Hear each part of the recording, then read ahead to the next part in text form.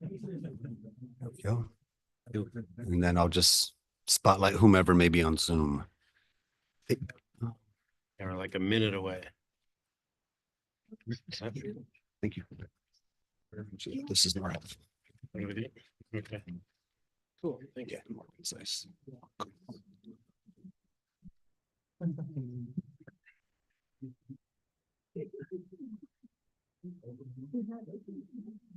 Real quick, this mic.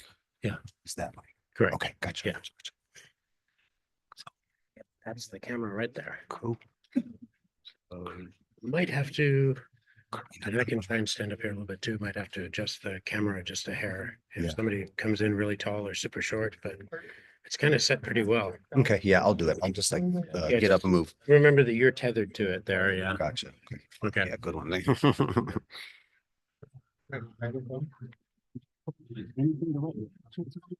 You.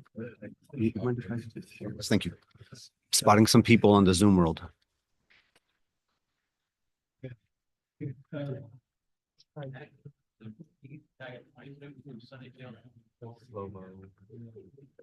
So I know we're gonna read on.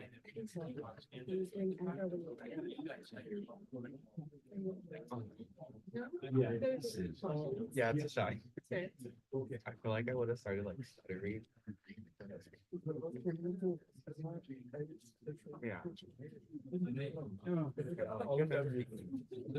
Yeah. But I still can't do it, but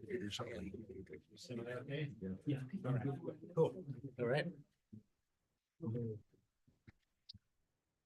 All right, I want to welcome you all to Work San Jose. So thanks for coming out. My name is Joe. I'm the president of the board of directors here. To my right, Stephen Rubalcaba on our board of directors is running our tech tonight. So thank him in advance. We got a really tight night here. So I'm just going to say that I hope a lot of you guys, I saw you checking out our exhibition in the main gallery right next door and the poems down the hall in our hall gallery there. We got a lot of things coming up in the new year. So follow us online where Stephen actually also runs our IG at Work San Jose, all one word, WRKSSANJOSE. And look us up at workssj.org. We're a nonprofit organization.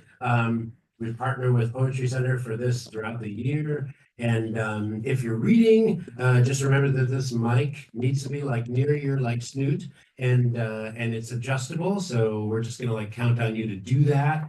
We're gonna be like running fast and furious because we have like something like 40, 50 some presenters if we count the poets and the introducers to people tonight and everybody online. So everybody has like seconds to react. We got kind of a tech hard stop at 9 p.m. So we're shooting for that for our security and other things to kind of stay intact right up to that point when we lose those things. So thanks for coming out. Thanks for everybody. Thanks for Poetry Center and Rob for putting together well-read 12 months of the year throughout the year. Come back every second Tuesday for this. We get a great audience for some of these things where there's a lot of folks, and somewhere it's a nice mellow evening of 15 people or so, and there's no open mic tonight, but lots and lots of readers. So thanks so much for coming out. I'm going to introduce to you now the president of Poetry Center San Jose, right there, Mr. Rob Passage. All right. Hey. Getting signals from space. All right, thank you so much. I'm president of Poetry Center San Jose, and thank you all for coming out tonight. If you want to join or find out more about Poetry Center San Jose, just find us at pcsj.org. We've got a lot of great events. One event coming up soon on Thursday at Willow Glen Library is the book release party for Lorenz Maison de Muck. And you can find that on our website, and come join us for Well Read in January. We're going to be in the smaller space next month. So without further ado, I'm going to now give it up to Red Wheelbarrow Magazine. We've got great authors and we've got a great editorial team this year. And you're going to be introduced to them shortly. Okay, thank you so much.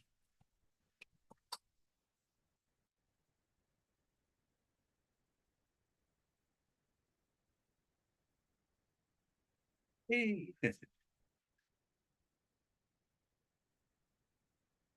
Well, hello, everyone. This is hopefully the only time you'll see me up here today.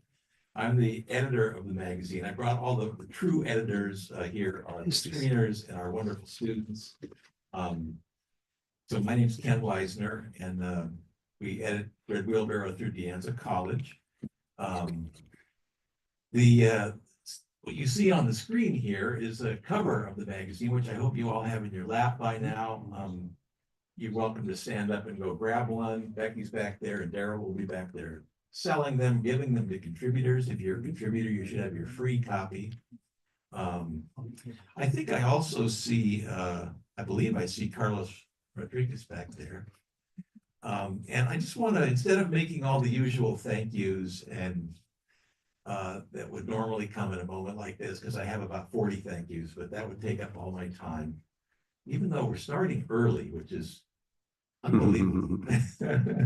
So it's an interesting day to start early too, because many of us come from Santa Cruz where I live, and there's a horrible accident on the highway. There's only one road from Santa Cruz over here. So some of you on Zoom are from back east, or you might not realize that. So we're going to be filling in gradually tonight with people. So starting early and on time is terrific and wonderful for us, but also difficult for those people who are on the road. Taylor Gorman's supposed to read in the first half, and I said, you can take this shortcut. And he said, well, I'll go tell the bus driver about the shortcut. So, you know, people are on their way here. I'd say a dozen of us who are just coming through traffic. He is. Oh. Welcome to the South Bay. By the way, before I talk about Carlos and do my little introduction, it's not about thank you. I wanted you to know that this is the work of Camera Avery. There's no replace. And also Edwin Coloring Guy. Is Edwin here?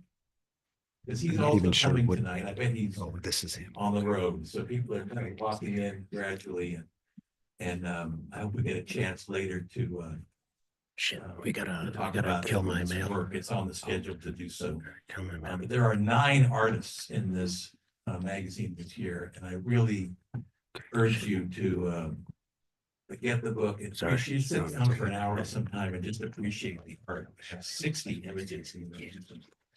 And the reason I wanted to start with Carlos, so I'll go ahead and pull up a little. He's doing like all sorts of shit. I have a bit of a slideshow of his spread in the book. So if you're looking at the book instead of at the screen, either way, this is page 96.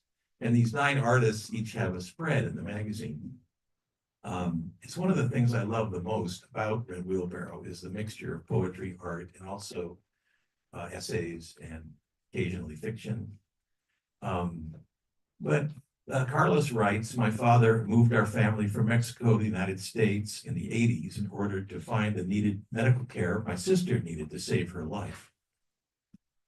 I'm so honored to have Carlos and his family here. I'll tell you in a moment why, or you'll figure it out.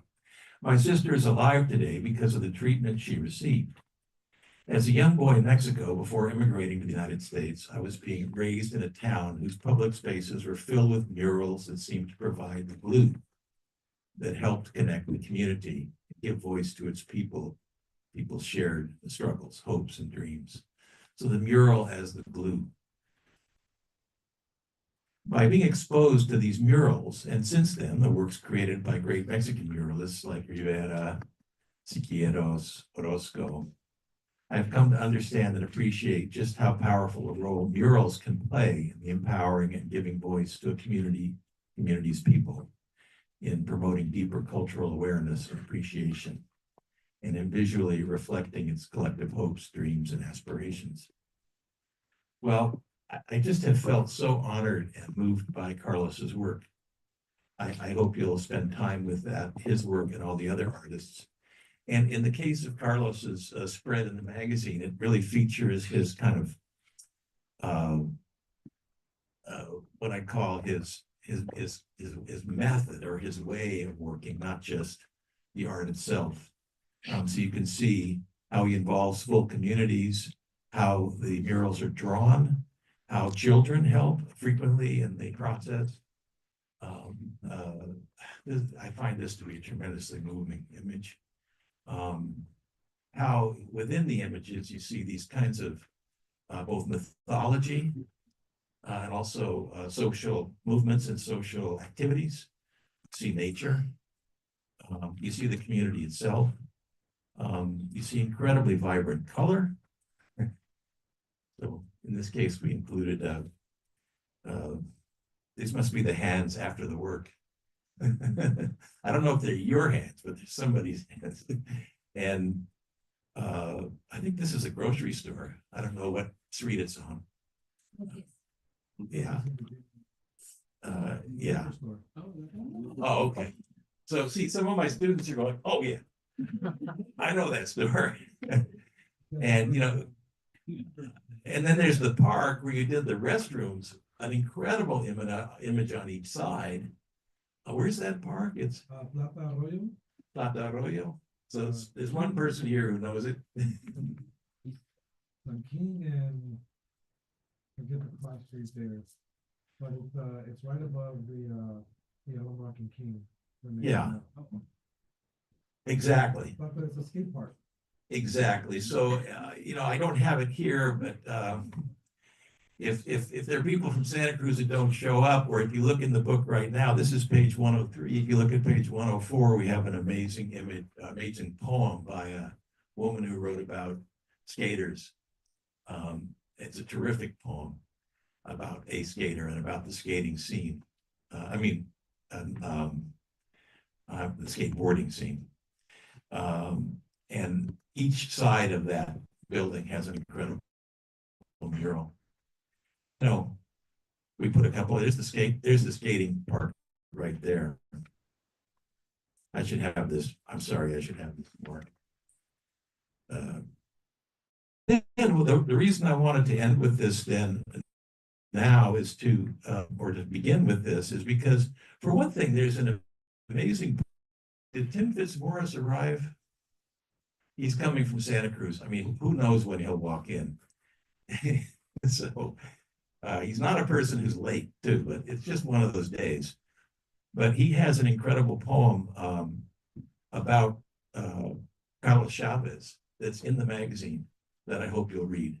I think it's a 2-page poem, and so this kind of shows the school where you're just doing the, is it Carlos Chavez Library at City College?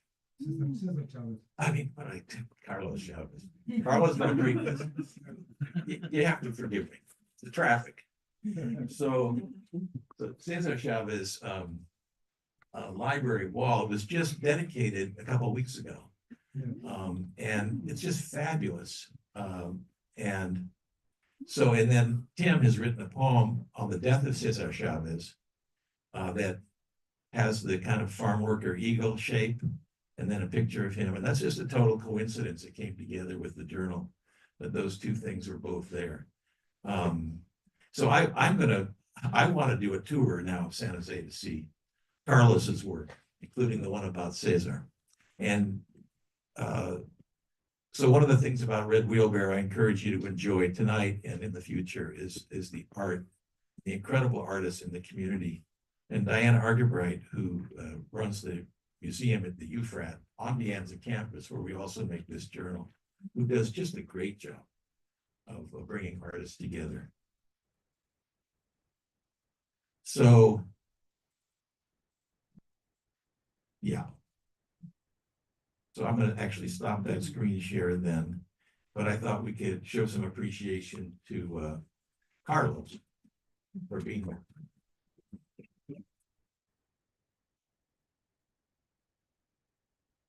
Okay, he should be up here giving a talk about his own work, but we're so tightly scheduled, I thought there was no time for it, but then I spent too much time on it myself.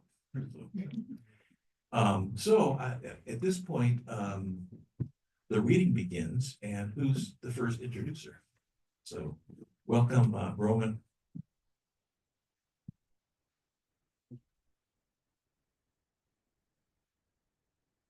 Thank you, Mr. Weiser. Hey, I'm Roman Gamby, and I'm very pleased to be introducing Robert Fanning, who is the author of 6 full-length collections of poetry. All We Are Given, We Cannot Hold, is forthcoming from Dank Books 2026. Robert's poetry was some of my favorite among the submissions we read, and I'm pleased you're here with us to read. Thank you so much, Roman. I hope you can all can hear me. What's the name one more time? Robert Fanning.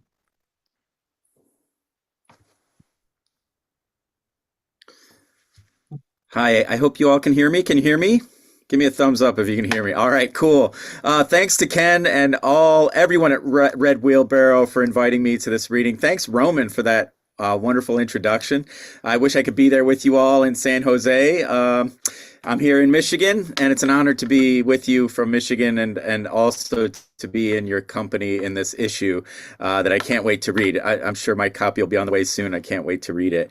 Tonight I'm going to read one of the poems of the 3 I have in the issue called The Restaurant, which was sparked by reading about a pop-up establishment in Tokyo, Japan called The Restaurant of Mistaken Orders that hires servers with dementia to broaden awareness of cognitive impairments. Therefore, diners are frequently brought meals they didn't request, which causes great delight and is kind of the whole point of eating there. I thought it was cool to hear about a place where people are actually happy to get bad service. Anyway, it got me thinking about life and the turns our life takes and our arrogance in thinking we can order what we want from life. So the poem offers a surreal metaphorical take on the idea. The restaurant. You remember the time the server placed it before you? That steaming heap of whatever the fuck? A dinner you didn't want? A plate bound for another diner? Then the hasty apology, the eternal wait. Not to mention all the other times, the trauma of no ketchup bottle, no silverware, hunk of bloody flesh instead of tofu, or, God forbid, needing to suffer your momentary thirst, an empty glass glaring at you.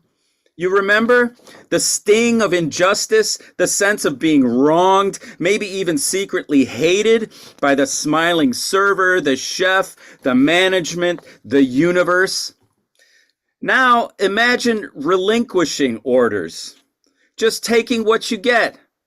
What kind of a world is that?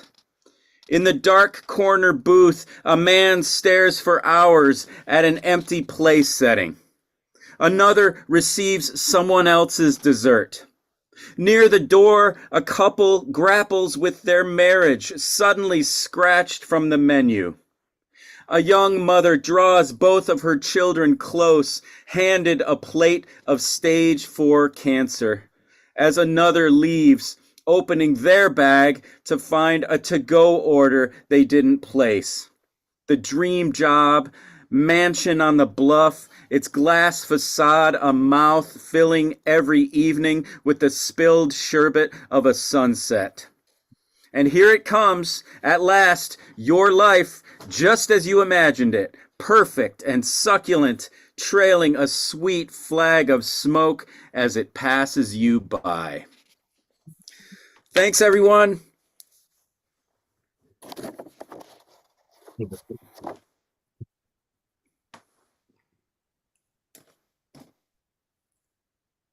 Thank you so much, Robert. A Michigander like Robert, Rosie King has published 2 books with the Hummingbird Press, Sweetwater, Saltwater, and Time and Peonies.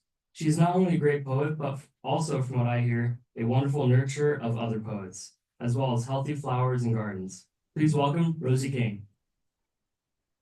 Oh, I'm unmuted, I think. Can you hear me, everybody? Okay. I'm delighted. Thank you so much for that really sweet introduction. Ronan, I appreciate it. And I'm so happy to be reading here and right after my friend Robert Fanning. We met to begin with, both reading for the Theater Retke centennial of of that, phenomenal poet's birthday. And that's some years ago now. And oh my gosh, thank you, Ken, for moving me right after Robert, which I requested at the last minute. Thank you. I want to read my one poem here. And thanks to everybody for being here.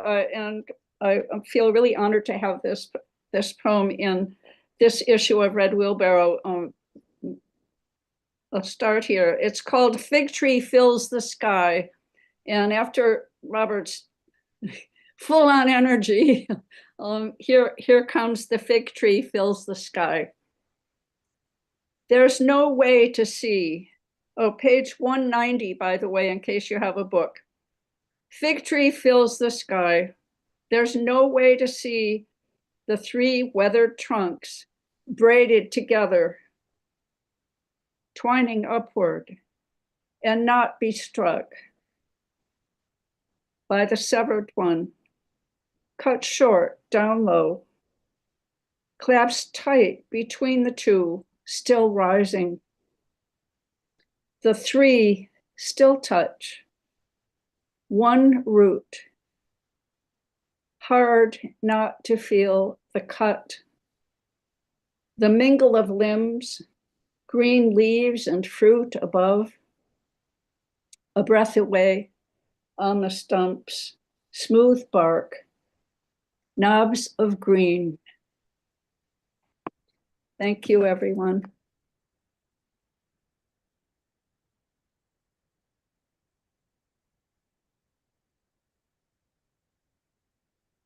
Thank you, Rosie. Hi, I'm Alexa Huynh, and I'm happy to be introducing Olga Mexina. Originally from St. Petersburg, Russia, Olga is a PhD student in poetry at Florida State University and has been a finalist recently for more than one prize, including ours. Thank you for reading tonight, Olga, and welcome. Hi, everyone. I'm so honored to be here, and thank you, Ken. I'm here in Tallahassee, Florida, and this poem is a product of workshop and interacting in workshop. I got my MFA at the University of Houston, and my teacher there was Tony Hoagland, who's not, unfortunately, with us anymore on this planet. But this poem is a kind of navigation, a product of navigating the workshop, of the MFA workshop. And it's called To the First Poet I Met Here, for Tony Hoagland. Dearly disembodied, I'm winning temporarily while you're dead and I'm still alive. While manuscripts don't burn, the body is barely a phoenix. You know how you said I must stop imagining a poem as a warm, bloody thing out of the womb of Pushkin? I have news for you. I'm a bloody snippet of a book cut into 72 parts of God. Have you met Pushkin? Salut, Monsieur Pushkin, comment ça va?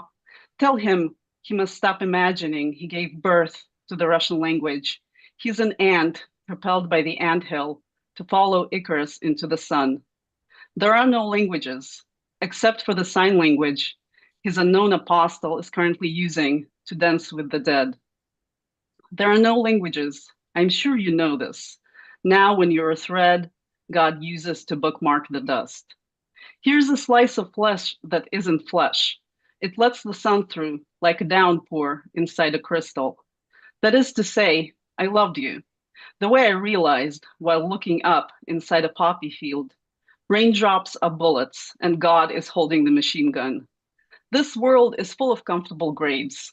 This space, like all the other prisons and even brothels inside our heads, is just a street they keep renaming with every new dictator. Although I distinctly hear the echo of a single thread, its one and only living name. It's in the sound of the sound, the whirlwind of the periodic table, where each element is just the name of self in after death. Thank you so much.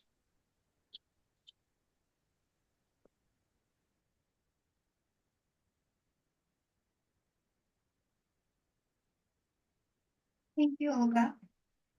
Is Joseph Jason Santiago LaCour here? He's coming from Santa Cruz, so he might not be here.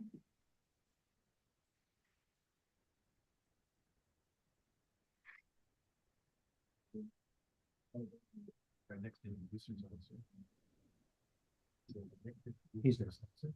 our next introducer is on Zoom. So Karina Thapa. Hi, I'm Karina Thapa. Our next reader is Kira Trainor, a New England writer and educator, and a finalist for our prize, as well as finalist in the Suwain Review's 2023 Poetry Contest.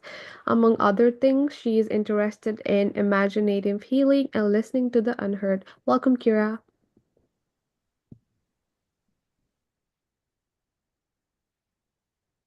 Say when you're.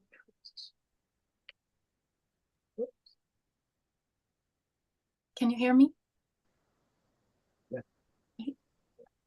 Thank you. It's a pleasure to be here.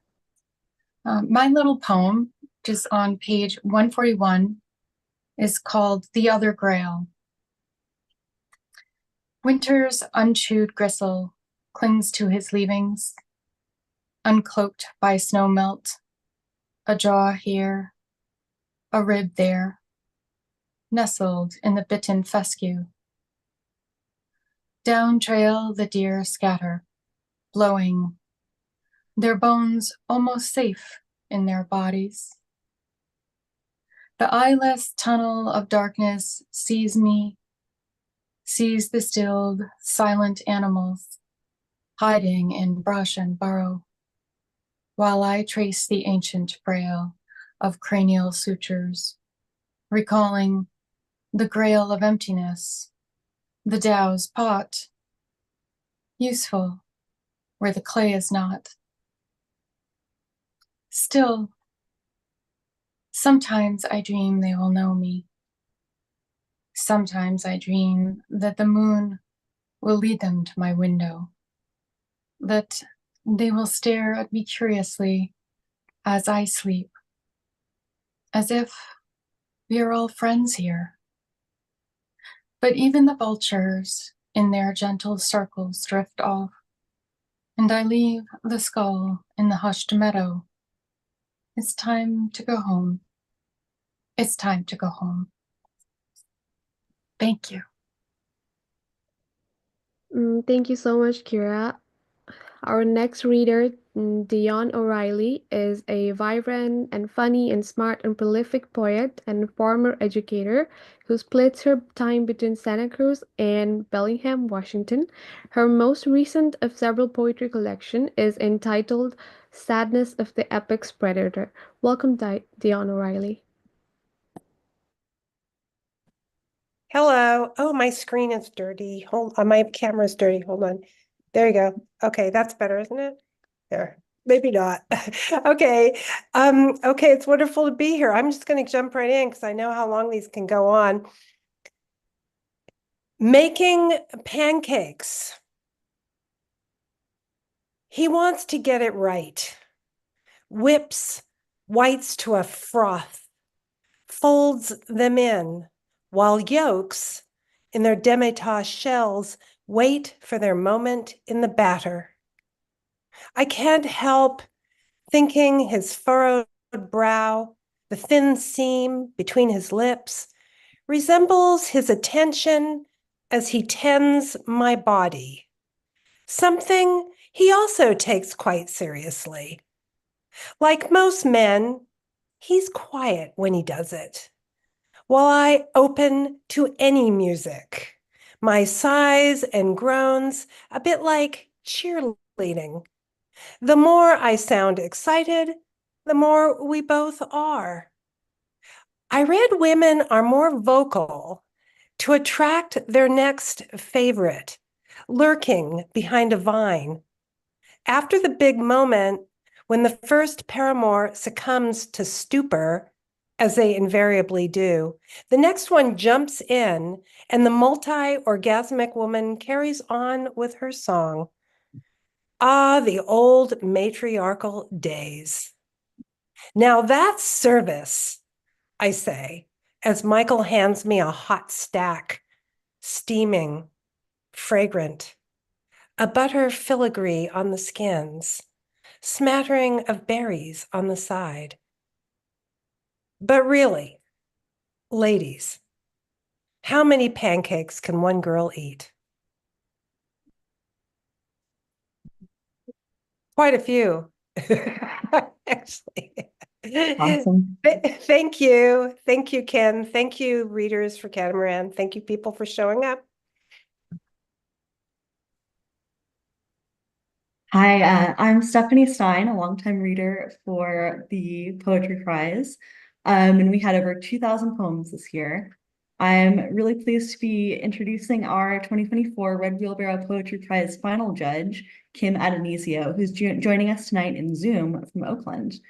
Kim's the author of at least 7 poetry collections, 2 novels, 2 story collections, and 2 books on writing poetry, The Poet's Companion with Dorian Locks and Ordinary Genius. Her latest poetry collection, Exit Opera, just came out from W.W. Norton in September 2024. I could go on, but time won't allow, as we know. Welcome, Kim. Hi. Hi, everybody. I'm glad to be here. I'm going to jump in and just read the bios of each winner, and then each of them is going to read their poem. So third prize went to Jane Bridges for Mother's Rural Kansas Childhood, 1910s. Jane Bridges' poems have been published in the MacGuffin, 18th National Poet Hunt Contest, honorable mention, Mudfish, Saucier Poetry Review, Third Wednesday, Patterson Literary Review, 2014 Allen Ginsberg Poetry Awards, honorable mention, and elsewhere. Since retiring from teaching full-time, mostly science, she's taught poetry workshops to teens and retirees. She's grateful for having grandchildren to dote on and many opportunities to birdwatch in tropics all over the world. Monarchs laying eggs on milkweed in her garden as she writes this remind her to pay attention to things that won't be here very long, but will come again if she's lucky. Yeah, if we all are, Jane. That's lovely. So I just wanted to say a couple words about her poem. I said these are beautifully evocative fragments from a mother's Midwestern impoverished childhood in which there's a dead man in the creek, hail is killing the peas, and dad's drink, but we cherished even the weeds. This is indeed a poem of cherishing. So please welcome Jane Bridges.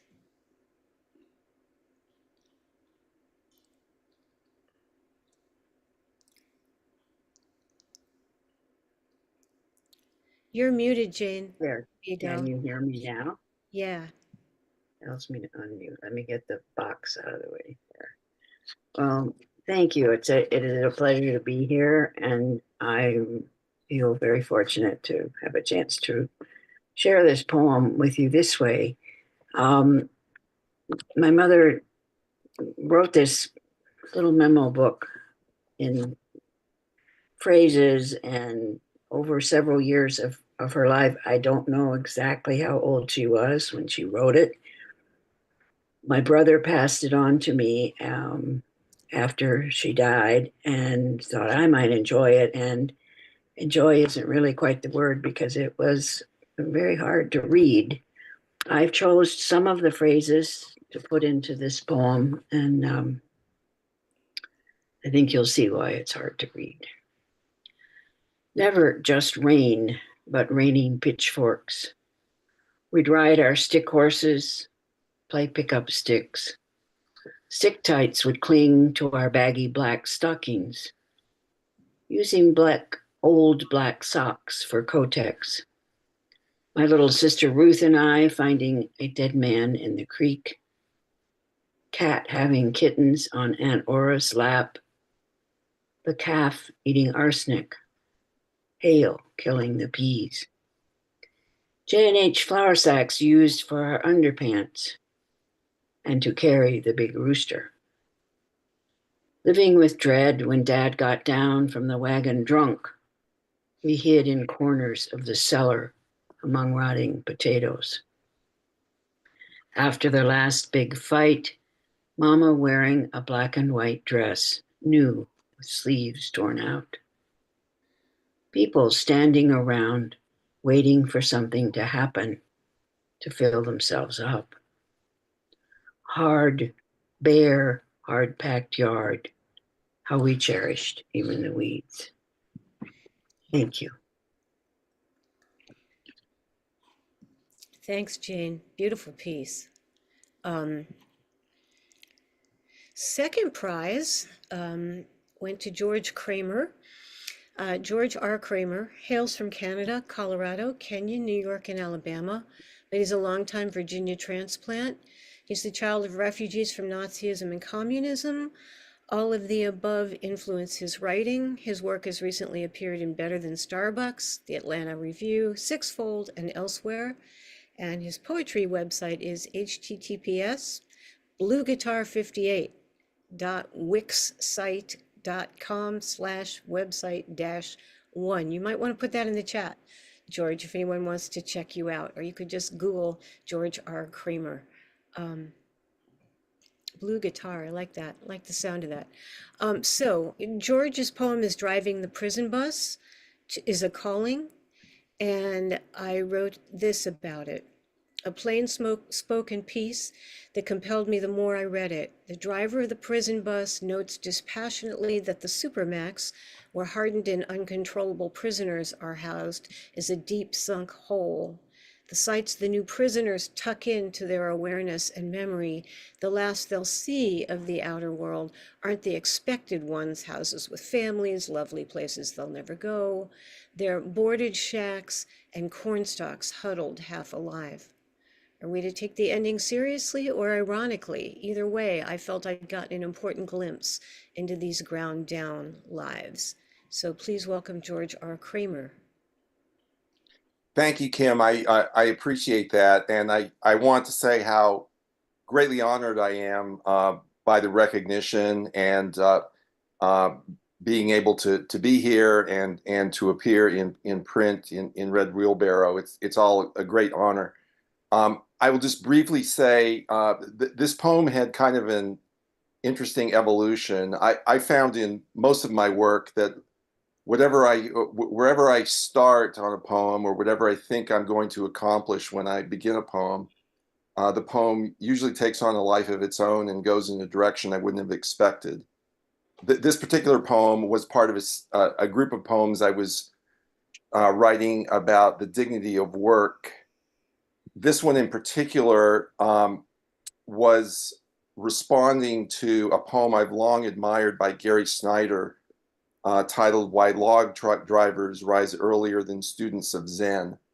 I hesitate to refer to that poem because it's a great poem, and I don't want to suggest that mine stands up to that measure. But it evolved in a darker direction than I expected. Certainly, it's a darker poem, I think, than Gary Snyder's poem. So in any event, let me just jump right into it. Driving the prison bus is a calling. That supermax in the far hills is a sad sunk hole. Some days I pull the long haul there. The fresh meat J-cats and gray-faced guards all pile in my steel mesh cube, and I just drive. Sometimes there's trouble in the back. Mostly it's hungry, silent, like a sleepy child. Only road sounds and metallic rattle. Insects splat the screen.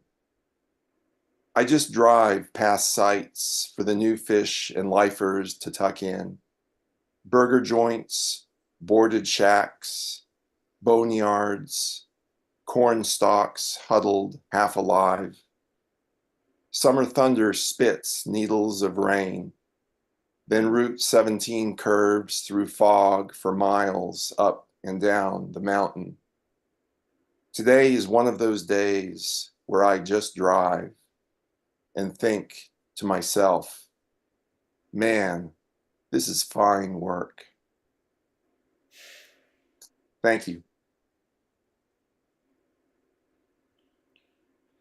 Okay. And first prize goes to John Blair for Pink Anemone.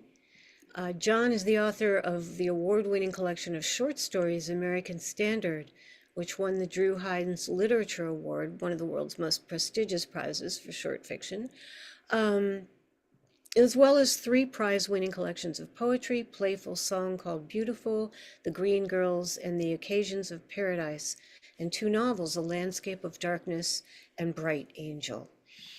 So here's, okay, sounds like we're recording again. John Blair's Pink Anemone, hard word to say. This is a poem that immediately spoke to me as being written by someone in love with language and its possibilities. It's rich with sounds and surprises and associations, from the sexual to the frightening. I admired its range and how it thinks its way into each subsequent idea, never losing track of the beautiful flower it describes. So please welcome John Blair. Congratulations to all 3 of these wonderful writers. Thank you, Kim. I appreciate it. The poem is called Pink Anemone. It's about a flower and some other things. Pink anemones are endemic. They're common in Appalachia, the part of the world where most of my family's from, Tennessee, North Georgia, that sort of thing. And they grow in little open places in the woods, and that's where the poem starts. It's called Pink Anemone, also known as windflower, tongue and uvula, vulva, open palm, random cup of concupiscence, inner ear tickling with vertigo, synesthesia of sweet, guardian of raw, the flavor of noise in the sleepless dark, certain thoughts seen through blood curtains of eyelids. There's no wavelength of light that corresponds to pink. Our mind just makes it up as it goes, filling that spectral blank with halfness and near miss. Color of mild, color of inside of whatever conspires to have an inside, mouths, colons, places to hide the terror, especially the risible kind, Alfred Hitchcock's storied fear of eggs, your elderly dog slinking away from the rumor of thunder when a small plane grinds its teeth against the clouds, color of hiding in small spaces, color of beneath and within, and overwhelmed with pity, underwhelmed with joy, aftermaths, when decisions have been made, have been turned. William Carlos Williams's Roses Ragged in the Rain, speaking as they do of gentleness and its enduring, walking away from what gets said in another room, tinge, touch, trifle, truth. You can doubt anything if you try hard enough. That's the way the future works, getting in between us and the things we can't face. Fevers in our bloodstreams that won't stop glowing. Apprehension proving us right in the pearl pink hour before dawn when bombs get dropped. Apple flush, the forbidden garden wet with resurrection, blooming just to prove us wrong. Thank you.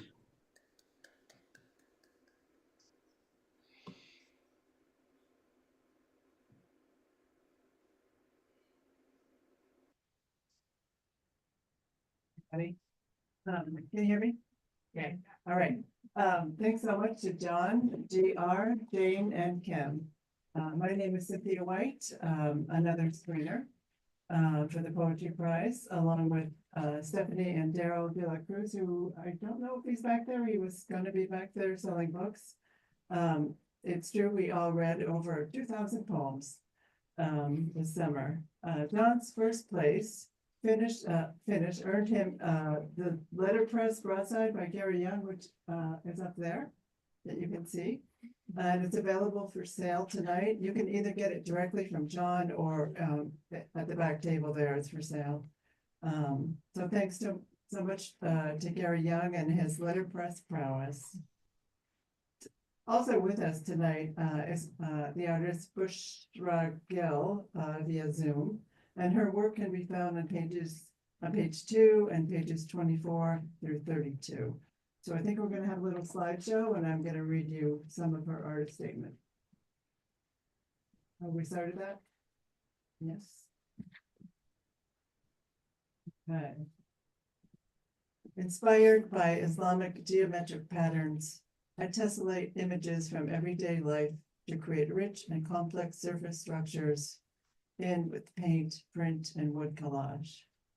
In the process, dimensions of my subjects are simultaneously revealed and concealed, enabling me to explore ideas of that which is present, but veiled, much like my hair, which I cover with a scarf in public. Using repeated geometric shapes that fit closely together creates a sense of order through which I understand the natural world and my personal experience. Rather than constraining my freedom, this approach provides a scaffold for experimenting with color, texture, and spatial possibilities. In this way, through art, I find order within the chaos of everyday life.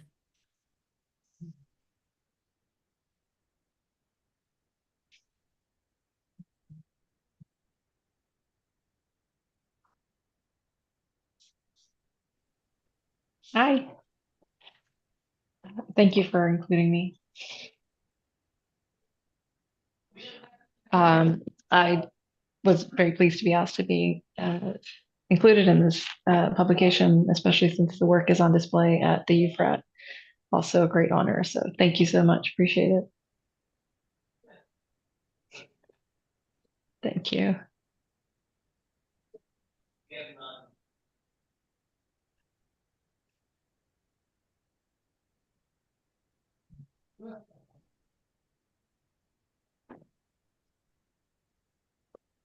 I'm Madison Salas, and I'm proud to be introducing the poet Avra Wing, a Red Wheelbarrow Award semifinalist and the author of 2 novels, Angie I Says, a New York Times notable book that was made into a film, Angie, and After Isaac for young adults.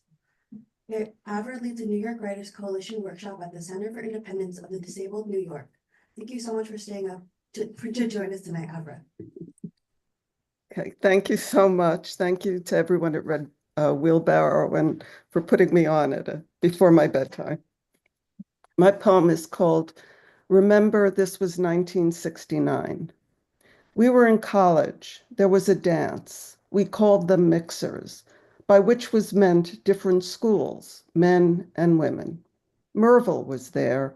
He went to Columbia and NYC Ivy. I went to City. We knew each other from high school, not well, but still familiar. We hung out all evening. He took me home in a cab he paid for. Ever the gentleman. He wanted to walk me through the front door of my building, its lock always broken, into the tiny lobby, up the stairs, right to my 1-bedroom apartment in the Bronx. Maybe he wanted to kiss me, or just a hug. We'd had a good time. I would have kissed him. He was tall. But in the kitchen of 5A, the cockroaches were streaming over the sink. Thirsty monsters, insatiable, endurable, unendurable. The building so old, on one wall was a dumbwaiter, painted shut in layers of yellowing white paint connected to the basement. The bugs crawled up, seeped through the cracks. I remember the super hauling from the basement to the curb cans of ash, what was left of the coal that had been burned. But my father said I was too young to have seen that. But he was wrong, my father, who still called the refrigerator the icebox, because that's what he was used to. Neither of us used to it being just us left, and certainly not to the cockroaches. I wouldn't have asked Merville in. He was at Columbia, and I was ashamed of the broken lock, the shabby lobby, despite its fading reproduction sunflowers, the vermin. So I said, no need to see me up. And this is where it occurs to you. You see the world one way only, that you think what's happening in your head is what's happening. I didn't hear again from Merville, who became a doctor, of course. And it was years, yes, years, before I replayed that evening and realized maybe he thought I was embarrassed or afraid to be seen with him, that a neighbor or my father or who knows, some guy passing by, anyone would think, what is she doing with him? What is he doing with her? And after so much time, no way to explain, to tell him, now I see that in this scenario, I was the cockroach. Thank you.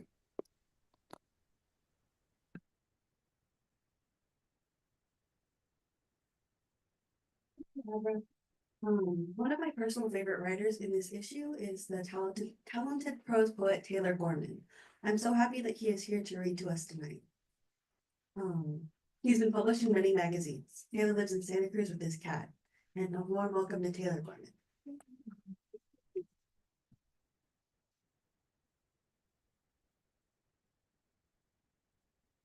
Thank you. This next poem's a bummer, sorry. If anyone knows the artist MJ Lenderman, he was at the top of my Spotify Wrapped this year.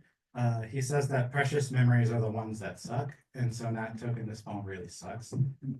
I lost my cat about 2 years ago, and he just disappeared and I never found him. And this poem is about my remaining cat. And then the poet that I mentioned in this poem, the Chinese dignitary, is Wang Wei. It's called Splendid Things. When my cat disappeared, it was through the bedroom window. In the empty year that followed, my other cat began waiting for him there, her single eye blinking itself to sleep on the sill. I wonder if she has the same dream where he is waiting in the darkness on a corner where he shouldn't be.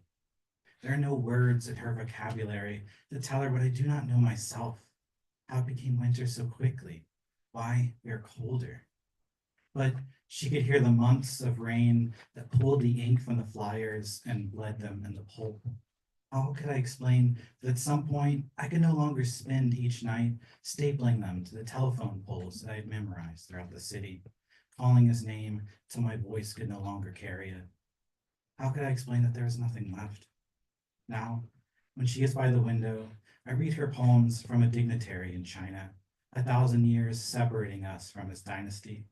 I explain the word for prayer tent, and the phrase he uses to say he is broken, how sa is color, and yet here it means form.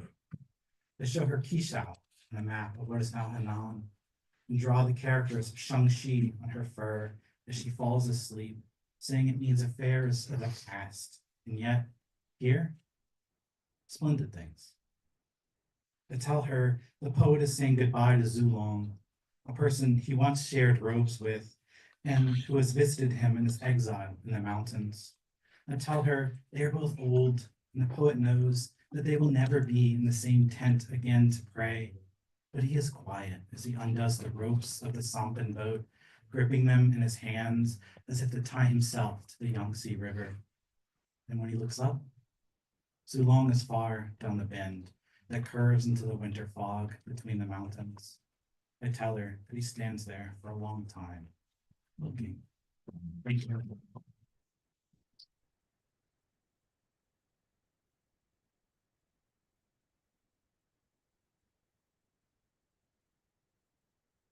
Thank you, Taylor. Hi, I'm Eugene Bo, and I'd like to introduce you to the poet Morrow Dowdle. Their poems have been published widely. They have been nominated for the Pushcart Prize and Best of the Net. They edit poetry for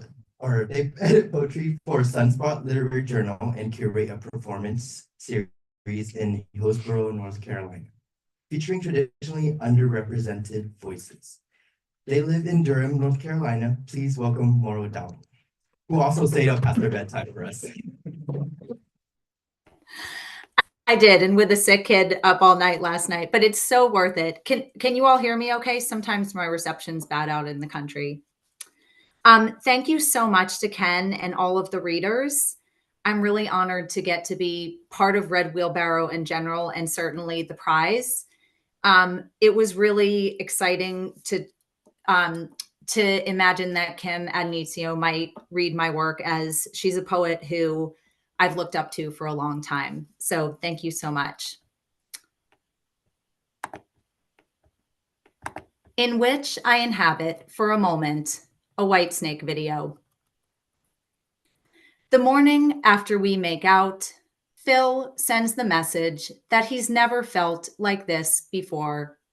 He writes, "It's time to get out the big guns," attaches a music video.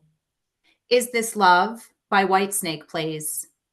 This from the friend who'd made me mixtapes of Black Flag, Dead Kennedys. But when I watch it, it doesn't seem silly. It's the sweetest 4 minute and 32 seconds love note anyone has ever sent me. It's simple. A man longs for a woman who isn't sure she wants him. In the end, he convinces her, we think.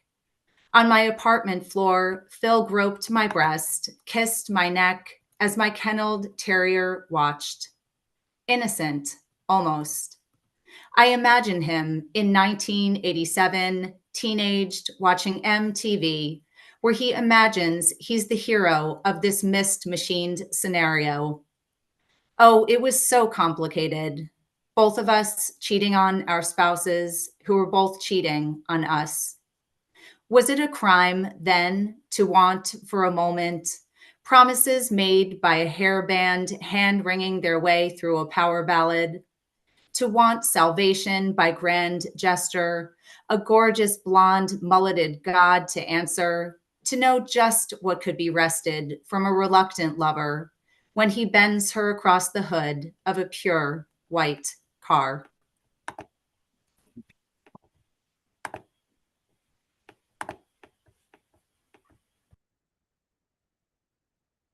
Thank you, Morrow.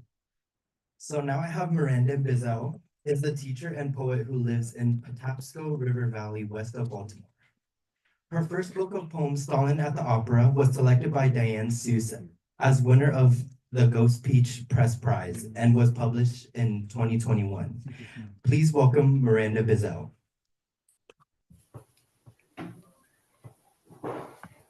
Thank you so much, Eugene. It's been such a pleasure to hear everyone's poems, which are amazing, and the art as well. So I'm so excited to receive the issue in hand when it comes shortly. My poem is titled, "Do Not Mistake the Waterfall for a Harbor." The house buckled as we lifted sandwiches to our mouths. Something rattled our feet. The pickle jar, the potato chips on the lemon-rimmed plates. I've lost our faces, my son's and mine. He is his hands. I'm my feet, pressed that day to the floorboards, springing and motherly. At the window, I thought of the end, looking south for a mushroom cloud, counting the seconds as if this was thunder. It was blue as ever, the sky. Earthquake, over before the word came to me. You cannot say what time will do to time. Events don't stay perched like canned corn on grocery shelves. More than ever now, my mind thrums, vibrations motor along fine nerve lines, as if that cloud, guilt and bruised, had risen after all, irradiating us, tree-topping the hills in viridian flame, every moment candescing more as it leaves us, its fuel unspendable. Some crescendo shimmies the past as it recedes. In place of skateland, where we kept time with Pat Benatar, a range of new mountains has shaken to life, anguish in the rock faces, new habitats thrown like nets over highland swamps and glacial effluents. What all of this could have been and is made sad and whole. Thank you.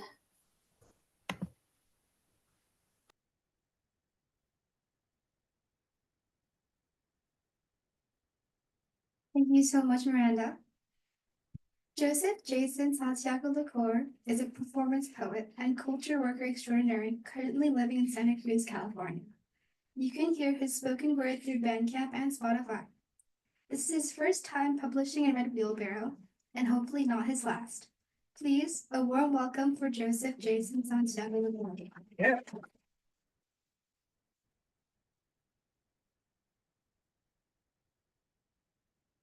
My name is Joseph Jason Santiago LaCour, and I am losing my shit. I'm sure everyone in earshot can tell.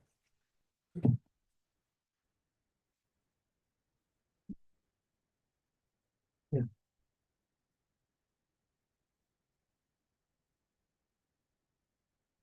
Somewhere between ever since and never before, I have forgotten how to exist. Watch closely as I walk through the door, acknowledge everyone in the room using a seemingly well-balanced blend of Southern courtesy and ghetto outside voice. I will smile and laugh, often unnecessarily, attaching to every punchline nervous guffaws, making and maintaining eye contact unintentionally. I'll use nonverbal cues and body language to easily align communication skills sharpened by years of customer service and matriarchal conditioning. The streets have taught me how to speak first, break the ice and water walk over the shards, avoiding triggers with precision. I feel I seldom befriend the shiny ones for fear of setting false expectations on either end. My friends are aware now that I rarely go out. I'll say I'm down, no doubt. While in earnest, I prefer distance enough to touch without crushing. I'd rather douse myself in gasoline and roll a joint alone, longing for lightning to strike, watching Star Trek, we, the next generation. Almost too balanced, I straddle the fence between being honest and being liked. I'm likely to die over my overanalysis of our interactions retroactively, attention to detail, almost on the spectrum in a shoulda, coulda, woulda kind of way. I say, man, way more than I want you to. The truth is, I've been perverted by abuse of us both, to the point of finding peace in being broke and broken. Believe me, at times, breathing becomes voluntary. There is where I worry that if I stop dancing, I will stop laughing and uplifting will become a thing I used to do. My words will grow into hollows, holding only contempt for requests to be heard, and feeling will be stripped down to extremes. Only a Sith deals in absolutes. I salute you who struggle.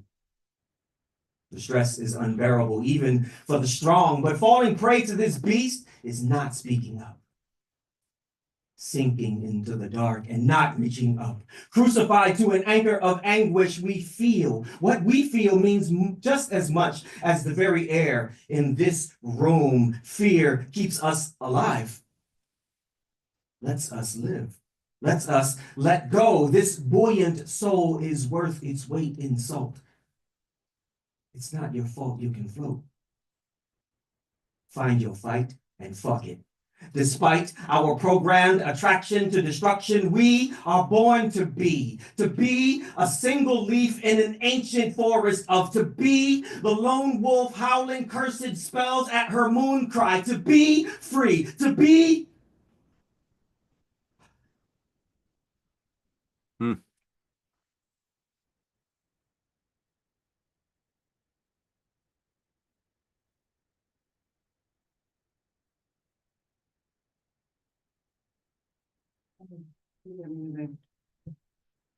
Right.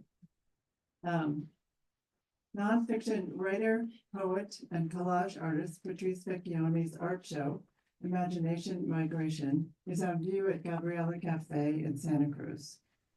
Patrice is a master teacher of writing to children and a stellar editor of anthologies of poetry for young people. Her column, A Walk About Town, appears monthly in the Monterey Herald. We are so happy to welcome poet and friend Patrice Vecchione. Thank you so much. Cut paper collage, Nick's portrait of Peggy. Here she is, before Nick backed Peggy into a corner with the torrent of his voice, before he had to hold her upright on the subway ride home after a few too many martinis. Or maybe after a little corner backing and a few too many drinks in such dainty, long-stemmed glasses but long before the years piled up like dirty laundry. Peggy, a woman bent on tidiness as a sign of approaching nearness to God, God being her only certainty, married a man who'd clean up nothing. The best thing about Beaufort is its undetermined possibility. And though it never lasts, for Peggy and Nick, it lasted long enough for him in his adoration of her to make this portrait from cut shapes of ordinary paper, construction, cardboard, one watercolored blue piece cut into a small circle. He arranged her pieces like a solved puzzle. Bobbed hair just below the chin, one blue eye, though she insisted her eyes were gray. The easy slope of her nose, wide lips, max factor red, a long white neck. She floats almost haloed upon a pale gray background.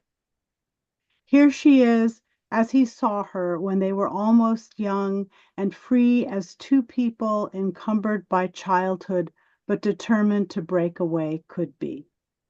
They took the subway up and down the city to clubs where they danced close and to the theater, staying out as late as they wanted to.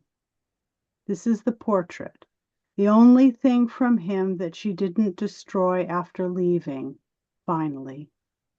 His love letters torn up, trashed, but solved? Neither solved nor resolved, not then, not ever. And floating, in real life, that was her privilege only after the few too many.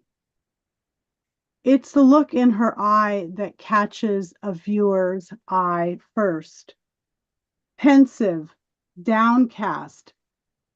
On the blue of her eye, a glint. Nick pasted a tiny triangle of white below the heavy lid shielding her pupil. For so long she had that inclination to find the uplift, to do a little jig, Irish girl that she was, a little glint in the rupture. Here's the mother I came to know only a few years later, and though she'd deny it, like my father, I saw some blue in her eyes, like a sky that makes a promise it may not keep. Her lips, wide and stained, are mine, and some of what came from behind them comes now from behind mine. She's looking past him. I can see that now. If only, I think, decades later, she could have done so with greater conviction, with less overriding sense of obligation and desire for acceptability, the high heels and wiggling her skinny frame into the tight skirt. If only earlier she'd employed a harder certitude and packed a suitcase sooner. But then, of course, my chance at this endeavor might have been packed up too.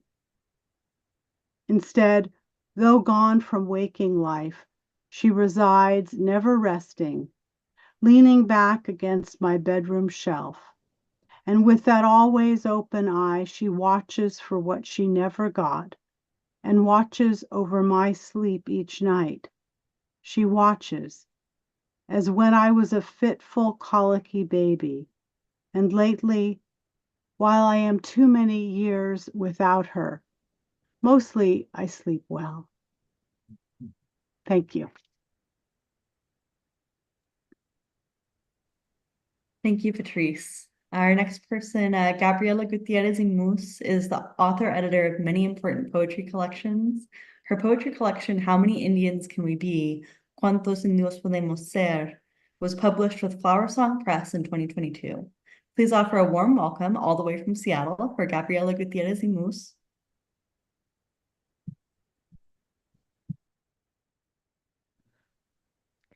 So happy to be here and to be reading with Patrice, of course. Thank you, Ken Weisner. I'm going to read two short poems that are in the anthology. The first one is Strawberries Speak. We are American in Michoacan and Beijing. We are lovely paired with cream. We are seeds. We are the color of her lips. We are the flesh of tasty dreams. We are not your champagne love-making pesticides and ice cream. The hands of unforgetful paths, the delicious puzzles of your dreams, of millions of lives we are. Strawberry upside down cake, we are. We are the scintillating, palpitating mouthfuls of children's happiness. We are the shape of chicken hearts and ruby pendants, huichol earrings made of pins, we are. Our seeds, deep in ancestral memories and lands. We are the history of the Americas, the preferential offering of juice throughout the happy, open-mouthed world, wind, Palestinian love today, close to God. The second very short poem, and I think I'll have time to read another one that's not in the anthology. This is called Ours, and it's definitely about the Americas and your three favorite ice cream flavors. Ours. These morning hours don't belong to you, destiny. I will write poems that are mine. In a continent of vanilla, strawberries, and chocolatl. In a continent that births chiles, citomatl, jicamacopal, tamal, maíz, avocatl, there must be joy. And the third one, I think I still have time, is called Miracle. And I wrote these poems published in Yellow Medicine Review during COVID. Miracle. Gabriella, I'm sorry. We have to. Are we done?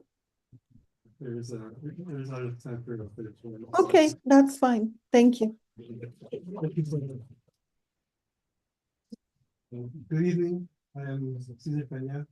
I am really privileged to be introducing a wonderful writer, a former teacher of mine, Jesus Quintero, who will be who will tonight read tonight from his memoir In Progress. Another excerpt from his memoir that is much about his father's life as it is about his own, titled Anatomy of a Botched Assimilation, appeared in the 2022 edition of Best American Essays. Thank you for allowing us to publish your work and for reading for us. Jesus Quintero.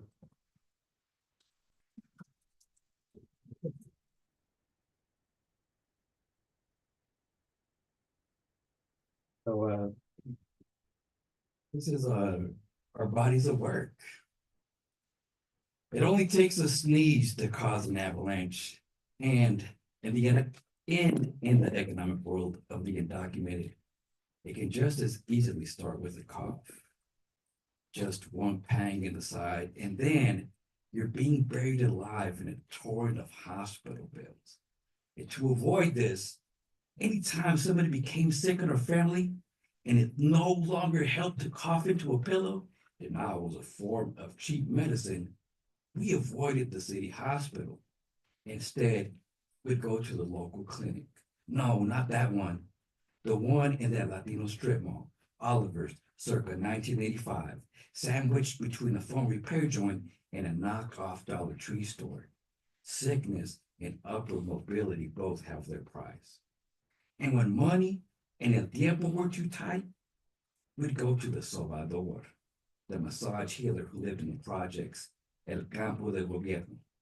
And my family avoided going there since my father was too proud, not quite being able to articulate the tacit pathology afflicting the rest of the lower class, los más de abajo, los mexicanos, those as good as on welfare. But the only difference between them and my Okie white trash friends that we spoke in Spanglish, they spoke in Okie. The both of us speaking and not giving a fuck. A reckless tongue that gives the universal pour, the inimitable cadence, the accent of the indignified. No equator or border required. And we begged Papa and my father to move us there, with them, with us, no? When we would visit on occasion, we refused to leave, feeling it was home. "Pa, please, we gotta be here. Can we stay?" And my mother said nothing, just silent. In private, my father would respond, "Listen, they are uneducated, uncivilized. Esa gente del campo son mal educada," which meant their circumstances didn't allow them to afford some etiquette or act with dignity. And these mal educados, this uncivilized species warred with like, unlike our upper class town filled with white welfare recipients. These were kids with eternal grass-stained knees who broke all the rules in soccer, baseball, muchachitos y muchachitas who bled with concrete abrasions on their elbow and didn't even flinch. The few times I played there, we would hunt the smell of dead animals, discover a decomposing body, and poke it with sticks until the chest would cave in, revealing a riot of maggots. Unscripted lives, unsupervised, the threat of danger and pain, a rush of entertainment. Caution is a form of boredom, an affliction only tailored to the rich.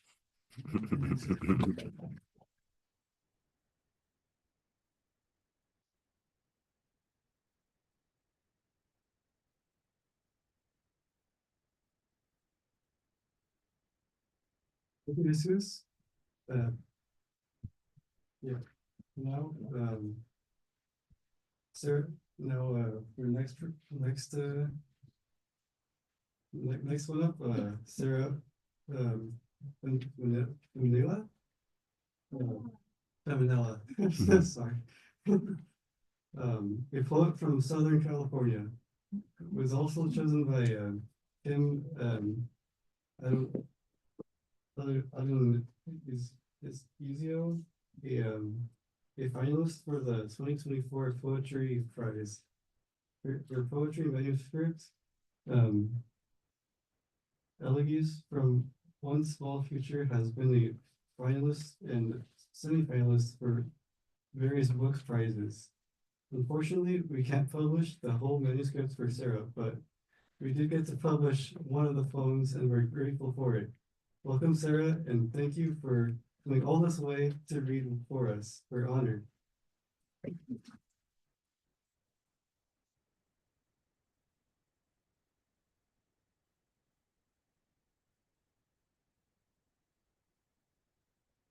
This is so great. It's been a really long time since I've read in front of people. And so it's such an enormous honor to read with such other incredible poets. Also, thank you to my son, who is 9 and exhausted and doesn't, but he's here anyway. He also asked me, why is all your poetry so sad? I don't know. Phantom Daughter. The myth of the daughter is a myth, part sea creature, part biology. I gave you a name that somebody else had once. All those pretty somebodies with their yearns and prayers. But your lest to light, as daughter gained, was also daughter lost. Your name shrieked like the spinning of a weather vane. One frees oneself by which way one has sailed. Your name surrendered to a wind-blown thunder. My throat softened around the object of my suffering. My suffering takes many forms, a ship or a sandstorm, a mamba or a scimitar. I wanted a daughter like somebody else had once, but I'm fixed, anchored, a green island, alone on a blue sea. Your name shut like the closing of an atlas. Luminous daughter at the prow of your retelling. Of course, there's more than one version. I can still feel you. Look, a handprint on the window. Someone else has been here. It must have been real which way one has sailed. Love has no other end. Thank you so much.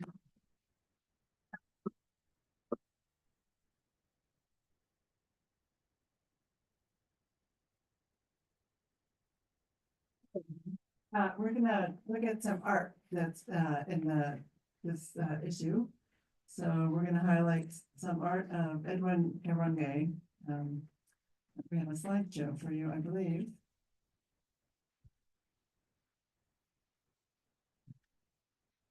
Let me know when it starts.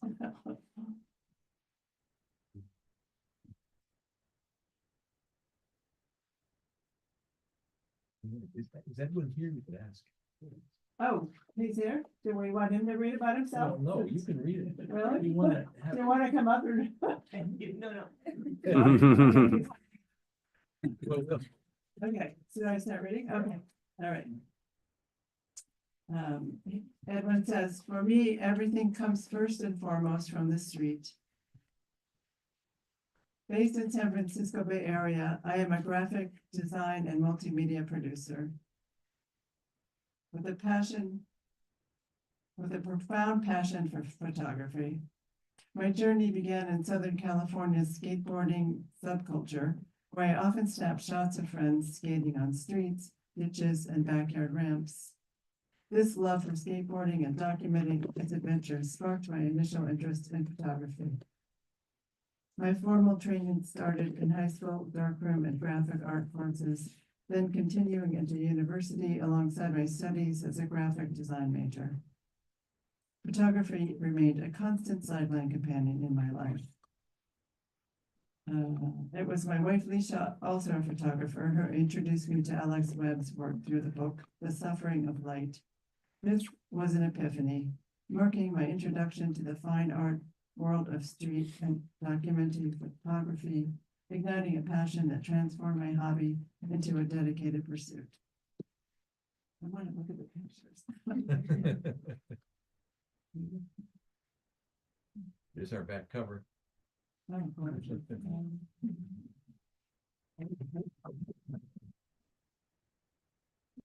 You want to say anything? I'm just very excited and honored. Well, we're honored to have you here. I'm not in my honor. Yeah.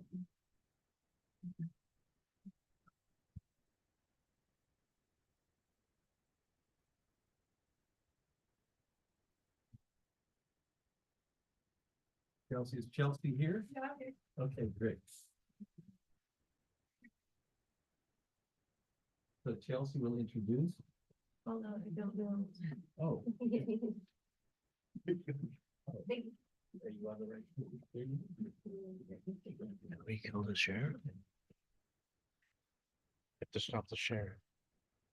Sorry, I came in a little bit late. My name is Chelsea, and I'm a student as well. I'll be introducing, I'm sorry, I'm gratified to be part of an editing a publication dedicated to including work from incarcerated poets and artists. I know how much the art means to incarcerated men and women. I'm pleased to introduce the Oakland poet and longtime mentor and teaching of writing to so many California state prisoners, Rose Black. I hope she will read poems from the magazine by some of my favorite incarcerated writers like Ubalde Teke Jr. and David Massett, who are published here. Give a warm welcome to Rose Black.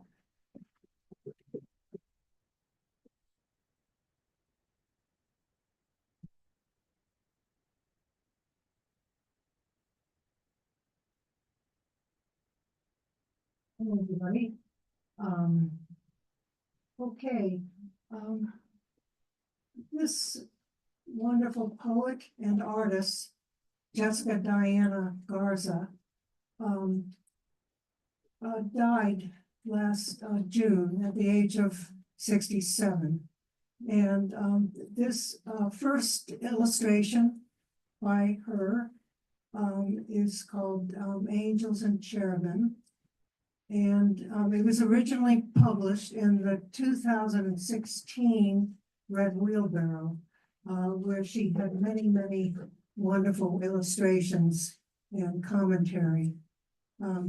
So let's continue on. She was with us at the very beginning of the poetry workshop at Salinas Valley State Prison. And so she was a steady presence, and she was always published in the Red Wheelbarrows. Oops, wait a minute, can we go back one? Can we just go? This is one of her many self-portraits. This was the last self-portrait that she sent to me in June before she died. Okay, let's go on to the next one. Okay. Now, I'm showing you this from 2016. The name of this illustration of her, she did the illustrations on both the front and back cover, but the front cover is called Bird Bath. And because of this illustration, this particular issue of the magazine was banned by the California prison system. And so Jessica Garza was never allowed to see a copy of this publication, or of course to own it. And this was one of her favorite illustrations. So there's a few copies of this in the back that are left. And in each copy, I've placed a copy of the letter from the CDCR, that's the California Department of Corrections and Rehabilitation, that talks about the obscene frontal nudity, which required them to ban the book. So anyway, that's that. Okay, a few months before Ms. Garza died, she won this prestigious award. She won first place illustration from the Stillwater Awards that were submitted by the Prison Journalism Project. So the name of this pen and ink drawing is called Beetle. And it's one of her, she was just such an incredibly talented artist. Okay, so those were four by Jessica Diana Garza. And now I want to turn to Mr. George Anthony Topete, who is descended from the Aztecs. So he's proud to have commanded the finest chapter of Brown Berets in this country. And you can see these details more, better in your book. So he is trilingual. He speaks English, Spanish, of course, and Nahua, which is his native Aztecian language. And he has his own linguistic community and his own very different culture. And there's more about him in the book, of course. And there's a wonderful essay by him as well. Okay, moving onward, there's two more inmates I'd like to talk about. Okay, this is David Massetti. And David Massetti is a brilliant polymath. And he has, among his many passions are chess, philosophy, ancient languages, classical music, especially opera, and let's see what else, great speeches, and the city that he loves so much, San Francisco. So I'm going to read you this one, When I Was 5. You can follow along. I remember the North Beach chess clubs, the Reagan era, Star Wars, the Russian department at San Francisco State University, Professor Borkin, the Munis talked to us back then, Jonestown, chess clubs, Pepperidge Farm, chessmen, butter cookies, as a didactic mnemonic, the Savoy, the most painful disaster I ever felt before my Cicerone stoical coolness, you see, I cried like I'd lost a sister. We squirt gunned an old lady outside of Portofino Cafe, and my dad stomped the love of my life to death right there on the spot, leaving the green shards of plastic military chauvinism broken like Picasso's sword, and a hole in my soul that was worse than Guernica. How could he?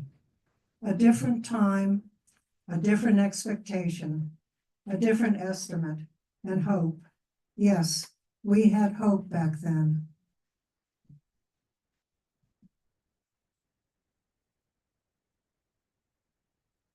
Okay, now Mr.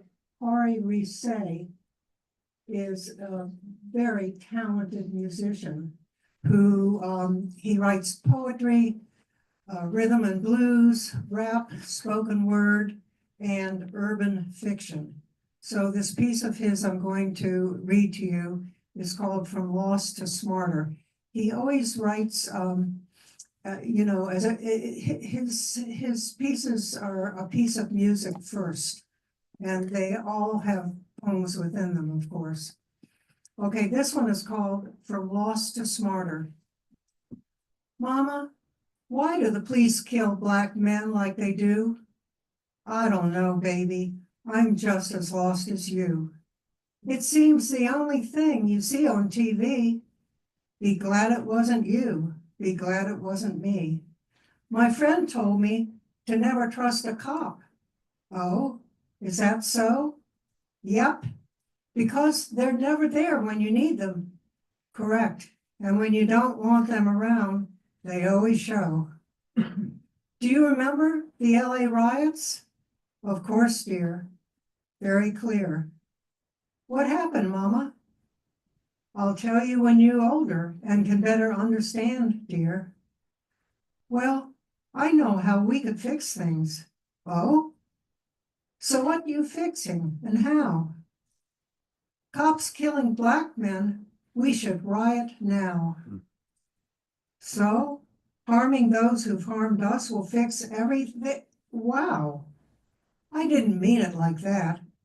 Well, what do you mean? I'm sorry, now I'm lost. It's okay, baby, don't be sorry. Be smarter, and then you'll be a boss. Thank you.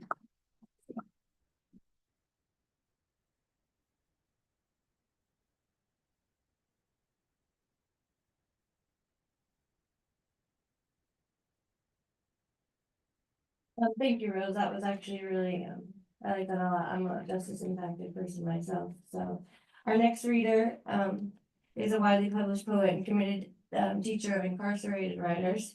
In fact, he leads a weekly writing workshop at Salinas Valley State Prison. His own wonderful book of poetry from 2022 is titled The Things We Take With Us, New and Selected. Tim quite famously loves poodles, the guitar, and politics. Welcome, Tim Fitzmaurice.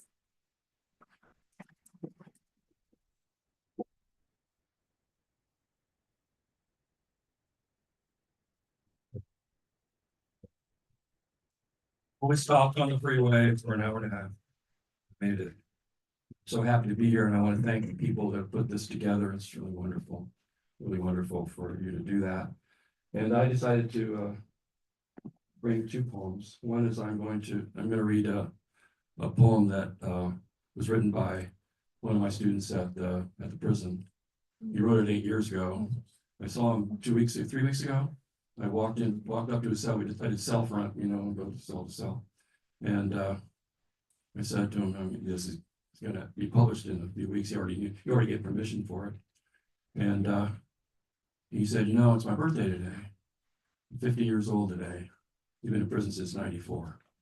And I just could see, you know, he's not the type that smiles a lot. I could see he was smiling then. He wrote this letter to the Academy, which is on page 54 instead.